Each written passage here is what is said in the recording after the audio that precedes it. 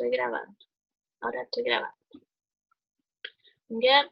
Entonces, en estas puérperas precoces, como definen algunas literaturas, son las primeras 2 horas postparto, ¿ya? Que está dentro del periodo de la puérpera inmediata. Eso lo ven en el Schwartz principalmente. Entonces, una vez que ocurre esa etapa del alumbramiento, ya sale la placenta, lo primero que uno tiene que hacer es controlar la presión arterial post expulsión de la placenta. ¿Por qué creen ustedes que es fundamental que nosotros solicitemos al técnico con el cual estamos trabajando en la sala de parto que se controle la presión arterial?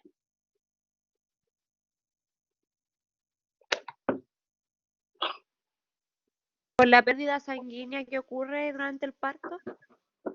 Exactamente, por la pérdida hemática que vamos a tener más que nada en este periodo, ¿cierto? El tercer periodo del parto.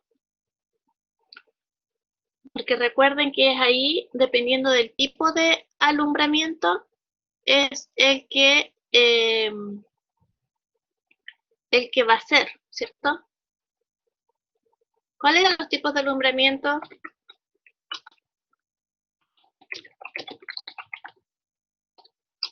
De desprendimiento.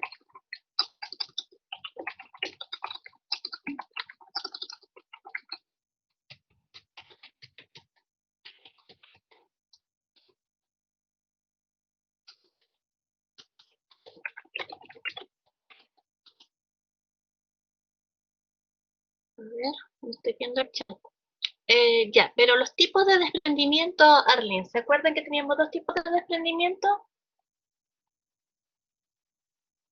de la placenta?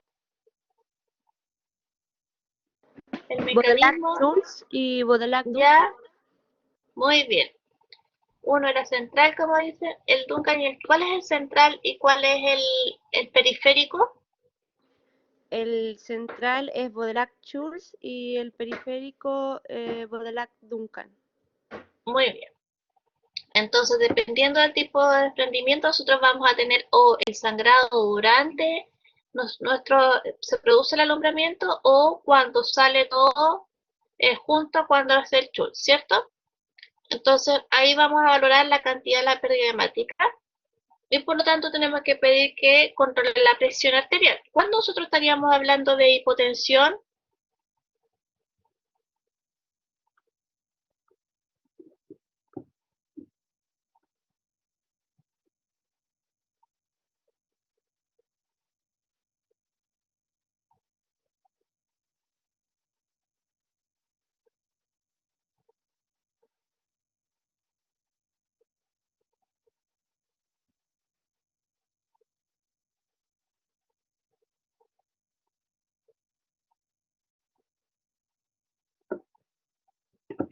¿Cuándo decimos que tenemos una paciente hipotensa?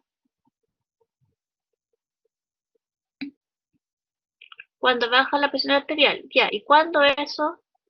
Bajo 100 con 80, efectivamente. Algunos, bajo 100 con 60 en realidad, María Belén, ¿ya? Entonces eso tenemos que tener ojo, pestaña y ceja, por así decirlo, cuando estemos tratando a nuestra paciente y siempre valorar que ella esté consciente. Después que ocurre la expulsión de la placenta, uno va a solicitar a nuestro técnico que le coloque, suponiendo que no es por un alumbramiento asistido, obviamente, que le coloque suero con oxitocina. Generalmente uno solicita un suero glucosalino y le puede pedir que le agregue 5, 10 o 15 unidades internacionales de oxitocina, ¿ya? ¿Esto de qué va a depender? Del nivel de la retracción uterina y paridad. A mayor paridad, mayor cantidad de oxitocina. Posterior a que sale la placenta y solicitamos esto, a que nos coloquen el suero, nosotros realizamos un masaje de retracción uterina en el fondo para valorar la presencia del globo de seguridad de Pinar. ¿Se acuerdan qué era el globo de seguridad de Pinar? Cuando el útero tiene una consistencia dura, ¿Ya? ¿Y por qué se forma? por la retracción de las fibras uterinas. Claro, las fibras musculares se llaman las ligaduras vivas, ¿cierto? Porque entre cada fibra uterina van como a colapsar o a atrapar los vasos capilares, ya sea arteriales, venosos o capilares, y van a tender como a amarrarlos, por así decirlo. Por eso se llaman ligaduras vivas de Pinal. Y después de que nosotros verificamos de que este globo vesical, que este útero está bien apretado, está bien leñoso, tan duro como un puño, esa es la consistencia que ustedes tienen que buscar, van a proceder a revisar o a examinar la placenta macroscópicamente. Y ahí van a ver que nos van a ver por el lado materno y por el lado fetal. ¿Qué características tiene que tener el lado fetal de la placenta? La implantación del cordón umbilical. ¿Ya? ¿Qué puede ser? Líquida y translúcida igual. Perdón, no te escuché, Bárbara. Que tiene forma lisa y translúcida. ¿Ya? ¿Lisa y translúcida? ¿Qué vemos nosotros aquí? ¿Qué es eso liso translúcido que estamos valorando? El amnio. ¿El amnio y el? Son dos membranas, ¿cierto? ¿Corias? ¿No? Sí. El amnio y el corion. Ah, ya. Tenemos que tratar de formar el saco, por así decirlo, y ver que nos falten trozos de membrana. Después de eso valoramos igual el cordón umbilical, lo medimos, ¿ya? Y damos vuelta a la placenta y la vemos por el lado materno. Y en el lado materno, ¿qué vemos? Cotiledones. ¿Cuántos cotiledones deberían haber? De 10 a 12. 9, 12 dicen por ahí, otros dicen 15, dependiendo de la literatura que usted vea. ¿Ya? ¿Y qué tenemos que fijarnos en estos cotiledones? Que estén todos. Que estén Que estén todos, que no separados estén igual entre degradados. sí por los surcos. Sí, que tienen surcos, exactamente. Y lo otro que podemos ver si es que hay algún infarto, microcalcificación, etc. Cualquier otra característica, ¿cierto? Sí. Posterior a eso, valoramos la pérdida hemática. ¿Cuánta pérdida hemática deberíamos tener en un parto normal, normalmente, valga la redundancia? 500 ml. Hasta 500 ml, ¿cierto? Muy bien. Y continuar o proceder a realizar la episorrafia si corresponde. ¿Saben lo que es la episorrafia, cierto?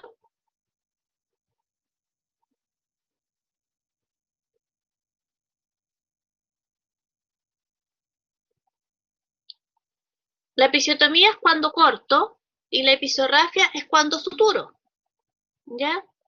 Entonces, continuar con las suturas que estamos haciendo y recuerden que eso tiene que ser por plano, desde los musculares, celular subcutáneo, mucosa y piel. Y constantemente en este momento valorar la condición hemodinámica de la paciente. ¿Ya?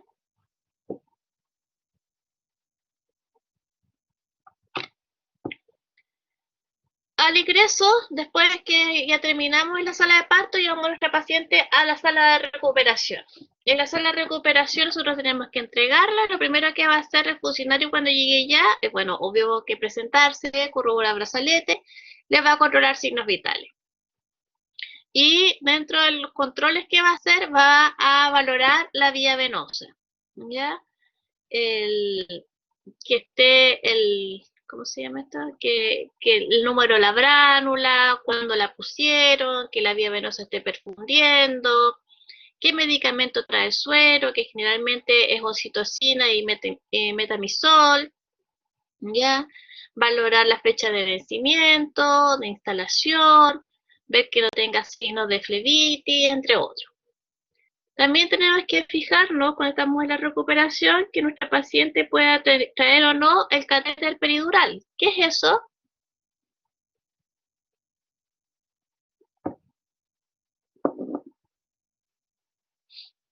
El catéter que pone cuando se administra la anestesia peridural. Exactamente. A veces deja puesto un catéter en el espacio peridural por si necesito colocar otras dosis más de anestesia. Ya, entonces eso tenemos que retirarlo en la sala de recuperación, antes de que ella se vaya a la sala de puerperio. También tenemos que realizar educación y realizar masaje uterino para mantener el globo de seguridad pinar. Tenemos que educar a nuestra paciente que ella se palpe y aunque le duela, tiene que mantener ese globo de seguridad bien duro. Posterior a esto, valorar igual en ese momento, cuando hacemos este masaje, la cantidad de sangrado que presenta nuestra paciente, indicar si corresponde aseo genital o no, valorar también el periné y la episiografía si corresponde. Después, si corresponde, tenemos que valorar el apósito de la cesárea, ¿ya? Porque recuerden que en la sala de recuperación puede llegar nuestra paciente de parto normal o cesárea. En este tenemos que ver si está manchado o no. Y si es que llegase a estar manchado, a veces uno lo marca con un lápiz encima para ver si esto va aumentando o no, ya antes de su traslado a sala. También tenemos que realizar los cuidados del catéter urinario permanente si corresponde. ¿Quién se sabe esos cuidados?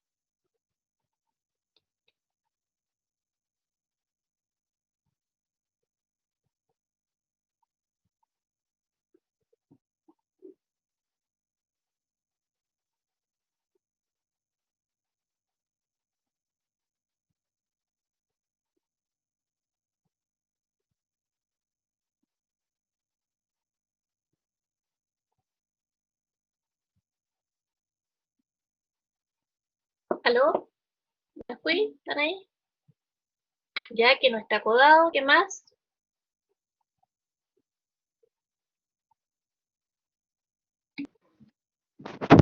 Hay que vaciarlo cuando llegue a 3/4 de su capacidad, que Ya. quede a nivel de la vejiga, Bajo el nivel de la vejiga. o sea, bajo el nivel de la vejiga, y el aseo genital.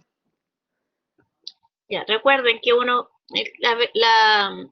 catéter urinario permanente siempre tiene que estar bajo la vejiga.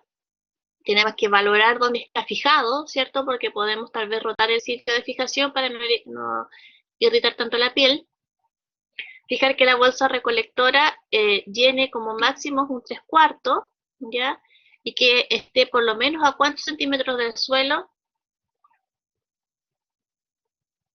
A 20. Mínimo a 20 centímetros del suelo, ¿ya? Ahí 2 centímetros colocarse, no, 20, Sofía. Libresis, control de la micción. Si es que la paciente no tuviera catéter urinario permanente, igual tenemos que ver si es que ella necesita orinar, ¿ya? Y si no tiene, ahí uno puede palpar si hay un globo vesical. Y si la paciente refiere que no puede orinar, uno podría hacer un cateterismo urinario intermitente, ya que muchas veces cuando las pacientes están con peridural, por ejemplo, un parto normal que le colocaron peridural, a veces quedan con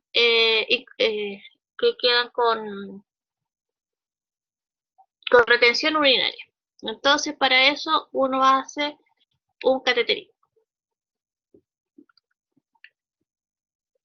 Cuando después de esto, nosotros tenemos que programar el control de los signos vitales. Ya en la cesárea, tenemos que hacer el control al ingreso cada 15 minutos la primera hora y cada 30 minutos la segunda hora.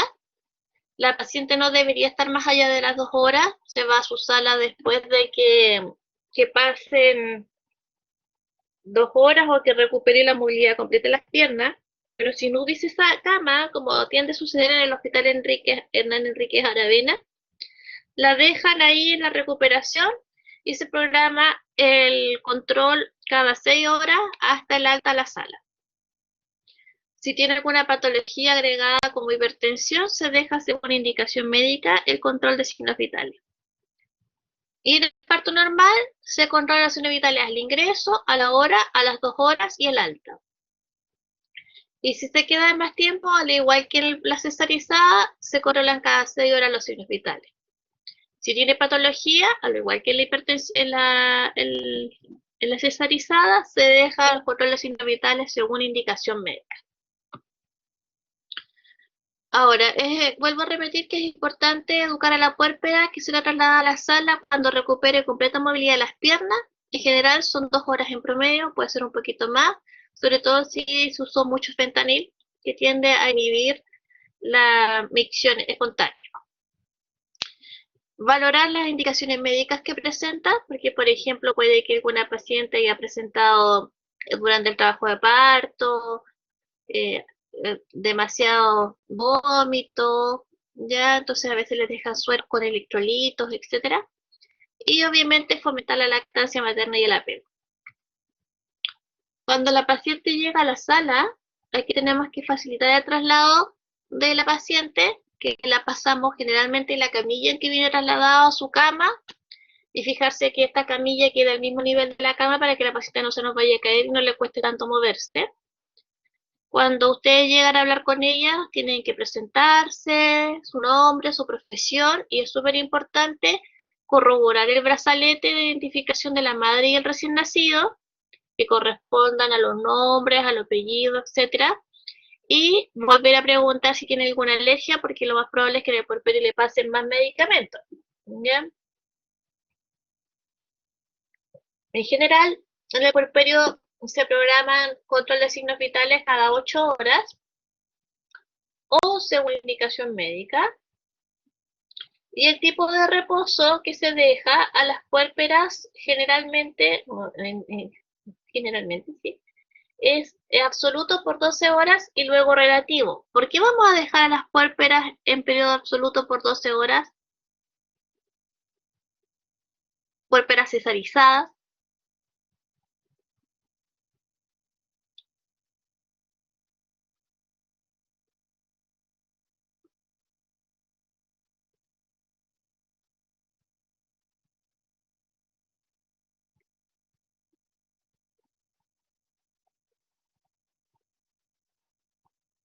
¿Aló?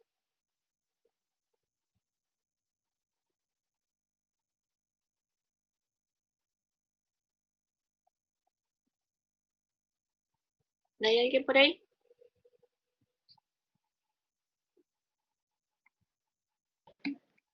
Por la anestesia. Por la anestesia principalmente. ¿Ya?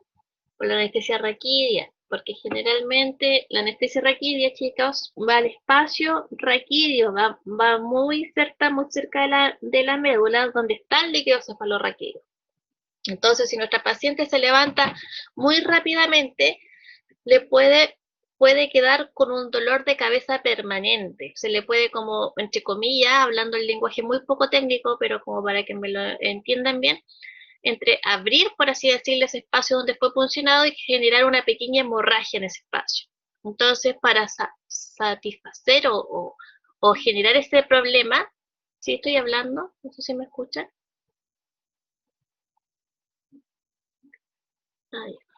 Tal vez Anita tiene problemas de conexión.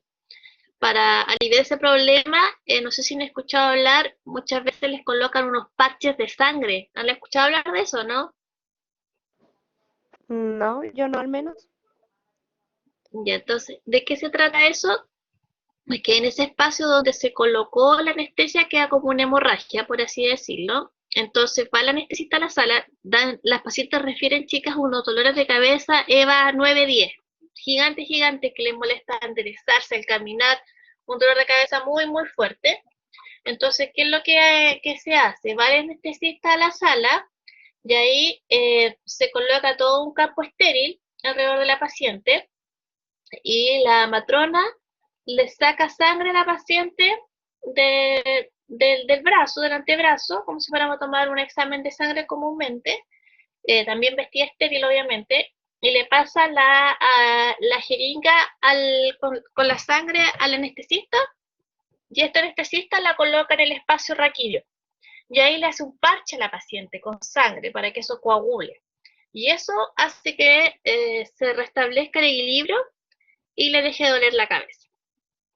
Entonces, por eso es súper importante que nosotros eduquemos a nuestra paciente que no debe levantarse las primeras 12 horas. ¿Ya? Después de las 6 horas ya puede interesar la cabeza, pero pararse tiene que ser después de las 12 horas. Y en las puérperas de parto normal con peridural, como la anestesia peridural va más acá, no llega al espacio del líquido cefalorraquídeo, ella se puede levantar después de las 6 horas, ¿ya? Si fuera un parto normal sin anestesia, podría levantarse de inmediato, no habría restricción en ese sentido. ¿Está claro? ¿Sí, María Belén? Profe, entonces las puérperas cesarizadas necesitan como atención para poder amamantar a su bebé en las primeras 12 horas. Se les enseña, sí, o sea, uno está obviamente las ayuda más y generalmente las enseñas con las técnicas de lactancia en cama, ya donde ellas se colocan de lado en la cama y amamantan al recién nacido. Uno se los acomoda se coloca se acomoda con la almohada exactamente para que el niño quede más cerca de sus pechos. O lo colocas en forma horizontal encima de ella, pero ya siempre acostada. La tercera la vencida, Ya, profe. Catherine.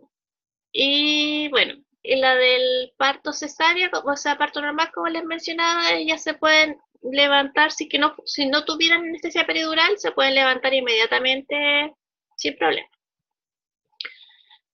También cuando llega la paciente a la sala del puerperio, hay que educarla con respecto a las normas del servicio, ya que estén las camas con las barandas arriba, el timbre a mano, explicarle cuál es su mesa, su silla, su unidad, dónde está su closet, si está en una parte ya como una clínica, el teléfono, el anexo, etc. ¿Ya? El baño, dónde está, y explicarle que es muy importante que para deambular por primera vez debe ser asistido. Ella no se puede levantar sola. Posteriormente, indicar el tipo de régimen. Ya en las cesarizadas es régimen 0 por 6 horas. Y luego líquido por 6 horas. Y por último liviano. Y las puérperas de parto normal, régimen liviano, luego de 2 horas posparto. Indicar a las puérperas cesarizadas de parto cesárea que ojalá no hablen mucho las primeras 24 horas para que no se meteorice. Ya que es lo que sucede cuando uno habla, generalmente tiendes a tragar aire. Y ese aire que estás tragando, uno normalmente que no ha sido operado ni nada, puede eliminarlo fácilmente.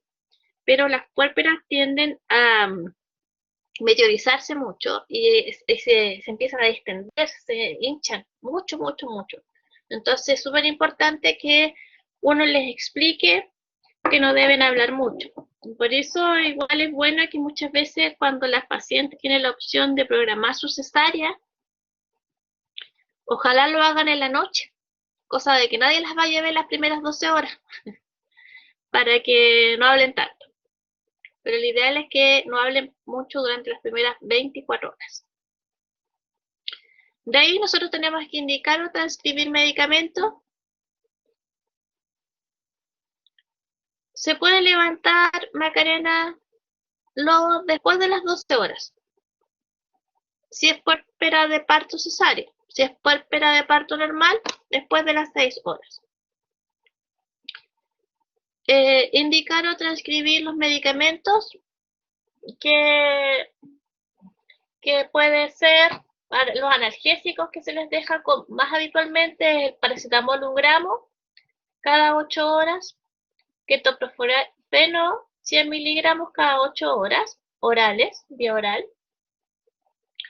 Y en el sector privado están dejando mucho la metoclopramida, como un antiemético principalmente, y para que no se meteoricen tanto, ¿ya? O los otros medicamentos que indique el médico. ¿Sí, Vanessa?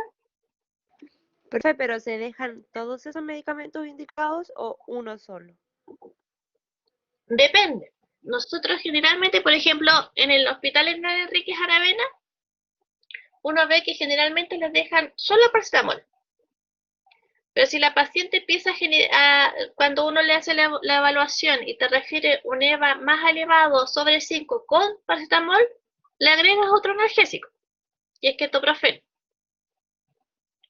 O en el área privada a veces dejan el esquema de paracetamol y ketoprofeno. Entonces, cuando ustedes vayan a trabajar en su servicio, van a tener que preguntar cuál es el esquema de analgésicos que se utilizan. Y eso dejarlo.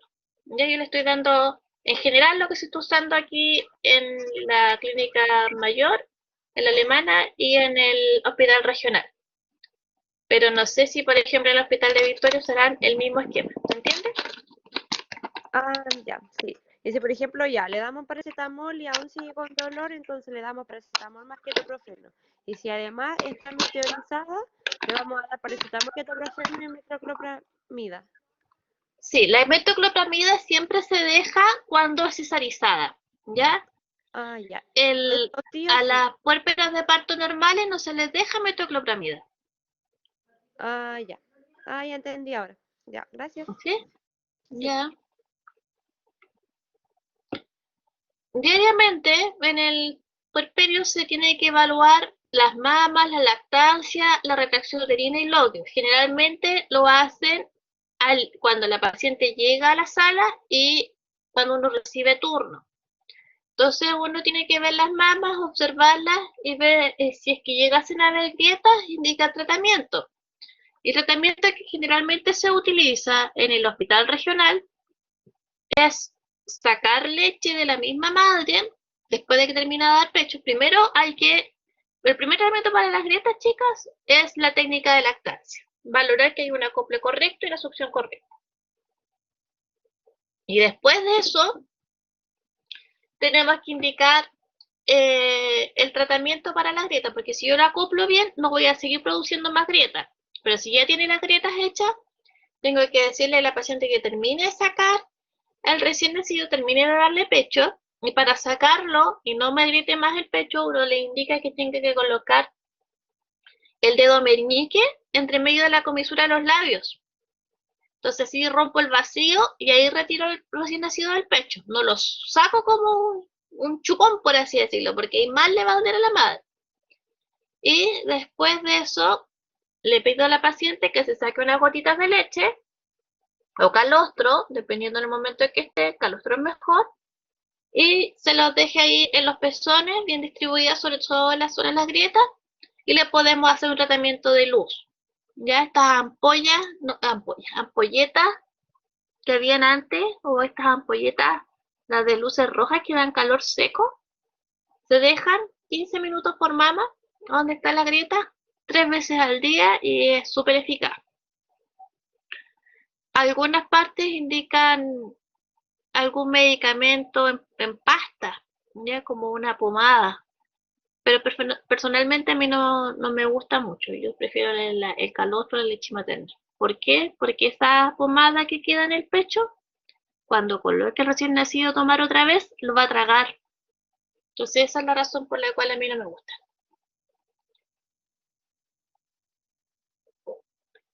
Después que veo las mamas, tengo que ver la diuresis, ¿ya? Primero la retracción uterina.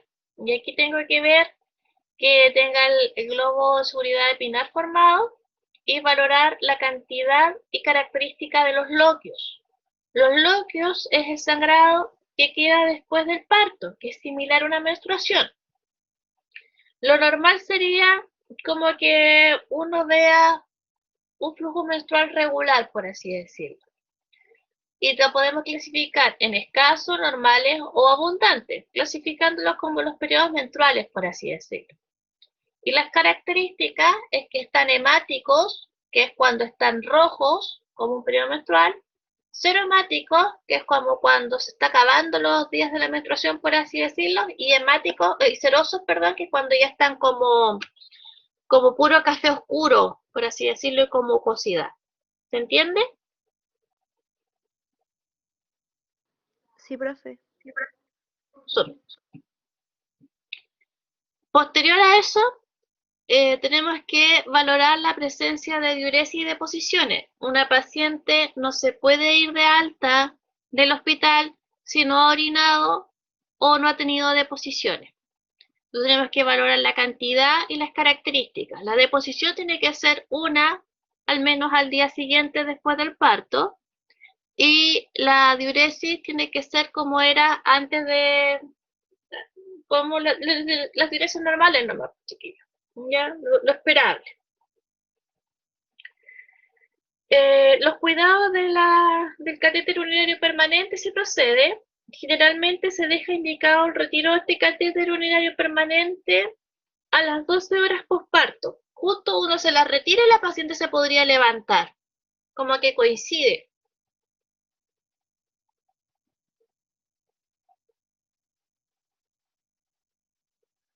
Y ahí tenemos que fijar en lo que conversamos antes. Rotar el sitio de fijación, que esté bajo la vejiga, la bolsa recolectora a 20 centímetros del suelo, y vaciar antes que llegue a 3/4. A la madre tenemos que educarla en los cuidados del recién nacido. Importante que les mencionemos el aseo matinal, la lactancia, los cuidados del cordón umbilical. Recuerden que se hace con alcohol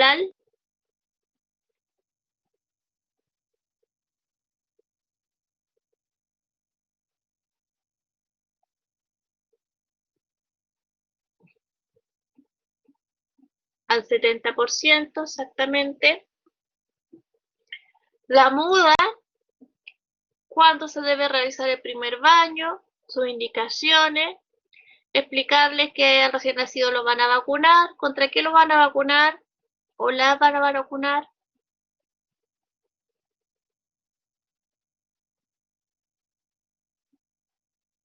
Hepatitis B y BCG, muy bien. ¿Dónde van a colocar la BCG?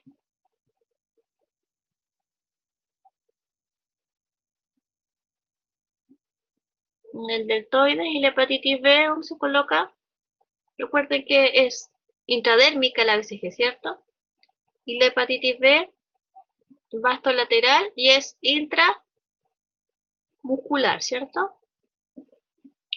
Y los exámenes que le van a tomar al recién nacido mientras esté ahí en el puerperio, ¿cuáles exámenes son?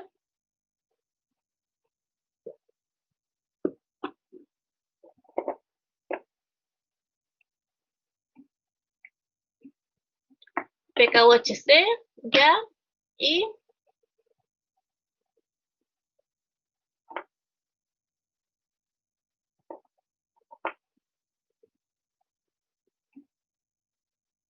examen del oído, las potenciales evocados auditivos, ¿cierto? Muy bien. Las emisiones otoacústicas. Pueden ser los potenciales evocados o emisiones otoacústicas dependiendo de la máquina que hay en el momento, ¿cierto? Cuando se va de alta, al alta nosotros tenemos que entregar las indicaciones dependiendo del parto, si es parto normal o cesárea.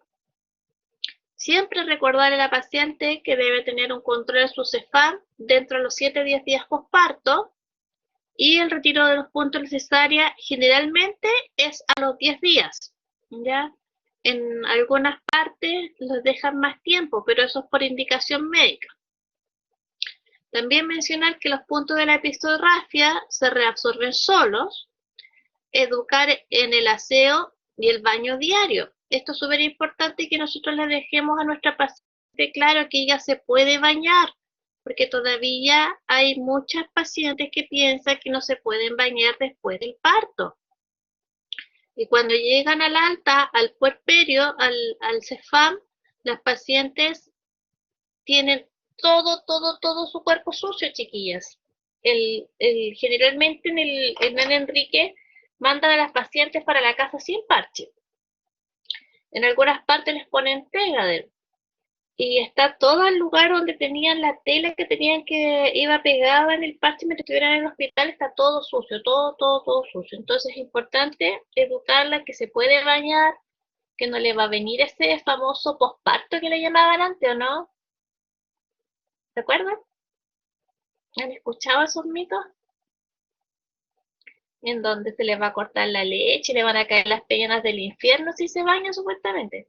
Pero eso no es así. Ya es súper importante, el baño les va a ayudar a las padres, sobre todo el agua tibia, a que si tienen una retención mamaria, Para la congestión mamaria, la ducha con el agua tibia ayuda mucho, mucho. Entonces hay que educarlas bien en eso, ya para que ellas se vayan. Y mencionar los cuidados del recién nacido junto a las técnicas de lactancia.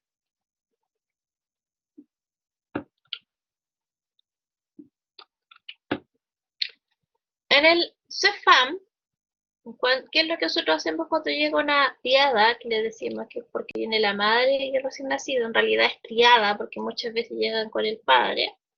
Uno tiene que saludar y presentarse, realizar la anamnesis próxima. Aquí nosotros estudiamos la agenda de la mujer, en donde vienen todos los datos del parto, nos muestra la epicrisis, etcétera. Empezamos a traspasarlo a nuestras fichas propias.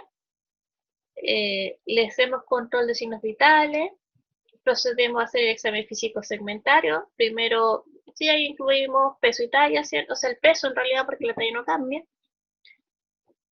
Valoramos en el examen físico segmentario las mamas, que estén sanas y que estén con secreción láctea. De ahí pasamos a abdomen y vemos si es que hay cicatriz necesaria o no, o sea, la cicatriz operatoria, o vemos el apósito, lo que esté, vemos cómo están los puntos, que estén afrontados, que esté una herida limpia, etc. Posteriormente valoramos la retracción uterina. Aquí el útero ya debería estar como suprapúbico o ya infrapúbico. Después, si la paciente parto normal, inspeccionar y valorar la episorrafia, tirar primero los genitales, ver cómo está la episorrafia por fuera, después palparla por dentro para ver que los puntos no se hayan, no tenga una dehiscencia, ¿ya? Y la presencia de loquios, que aquí en el puerperio deberían ser hemáticos, ¿ya? O sea, perdón, serosos o serohemáticos. También es súper importante que valoremos la presencia de extremidades inferiores, de edema, perdón, en las extremidades inferiores. En general, en las puérperas cesarizadas tienden a realizar mucho edema posterior al parto. Ya tenemos que darla con respecto al consumo de la sal y el consumo del líquido. Y posterior a eso hacemos el examen físico de recién nacido por sistema, lo pesamos, lo medimos, etc. Y una vez terminado el examen de recién nacido, nosotros valoramos la lactancia materna. Colocamos a la mamá en posición, como ella, primero yo siempre les pido que ella le dé pecho como siempre le da. Y después de eso les voy haciendo las correcciones en lo que corresponde. Si es la acople, la postura, si hay dolor o no, les enseño otras técnicas de posición. Y si tiene problemas hay que dejarla derivada a la clínica de lactancia.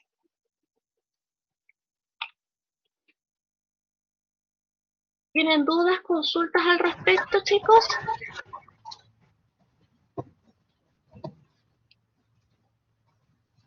Francisca, usted abrió el micrófono. Lo cerró rápidamente.